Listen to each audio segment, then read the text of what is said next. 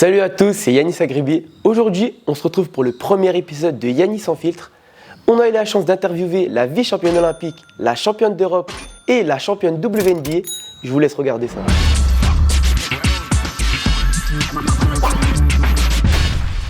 Bonjour Sandrine. Bonjour. Premièrement, pourrais-tu te présenter en 3 adjectifs? Je suis une femme de défi et d'amour. En 3 objectifs, il en manque un. De détail, de défi, de détail et d'amour. Ok. Quel était ton rêve quand tu étais petite? Mon rêve quand j'étais petite, je voulais être instite, travailler avec les enfants. Ok.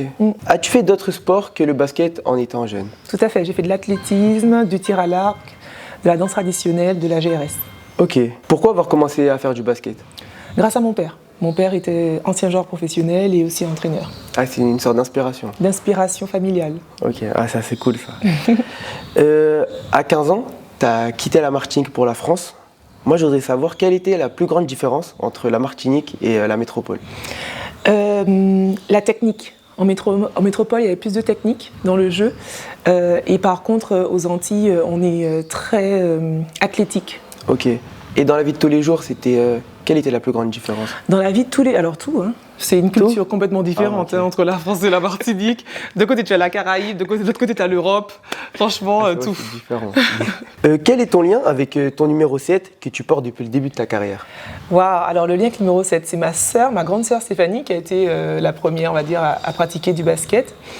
Et puis le numéro 7, c'est aussi le jour de naissance de ma mère. Ah, ok. Quel a été ton premier sentiment quand tu as été drafté en WNBA? De la joie.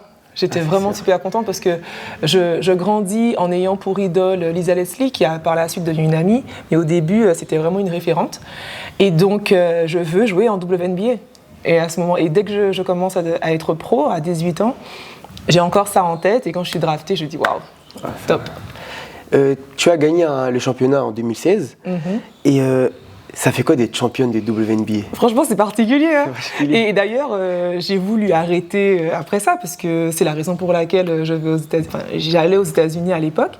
Mais j'étais super contente. C'est particulier en fait de gagner un titre hors de son territoire. Et qui plus est la WNBA, parce que j'avais conscience qu'il y a beaucoup de personnes en fait qui essaient d'avoir une bague et qui n'en a pas. Qui est la coéquipière avec laquelle tu as le plus aimé jouer? Candice Parker. Ok. C'est une amie encore aujourd'hui. Best friend. Quel a été ton plus gros accomplissement dans le basket? Mon plus gros... Franchement, c'est d'être double médaille olympique. Hein. Okay. Ouais. C'est fort ça quand même. Ouais, 2 médailles en 3 participations, franchement, je suis contente. Ok. Ouais. Quelles sont tes passions en dehors du basket? J'aime être femme d'affaires. Okay. C'est franchement être femme d'affaires. Je ne sais pas si c'est vraiment une passion, mais en tout cas, pour moi, ça l'est. Et j'aime ça, j'aime avoir différentes activités, différentes casquettes, être présidente d'association, chef d'entreprise, j'aime beaucoup. Ok, en dehors du sport du coup? En dehors du sport, j'aime la lecture, j'aime les expositions, les musées, j'aime écouter des débats à la radio ou à la télé, mais je ne regarde pas du tout, quasiment pas à la télé, mais voilà. Ok. C'est pas très alléchant pour un jeune de quel âge? 18? 16 ans. 16 ans. Pour toi, quelle est la qualité la plus importante pour réussir dans la vie de tous les jours? T'as suivi. Oui. Alors, pour moi, franchement, il faut se doter de détermination, de discipline et de dépassement de soi. Franchement, ce sont les 3 ingrédients, selon moi, pour réussir n'importe où. Est-ce que, du coup, tu as une source d'inspiration qui te motive tous les jours?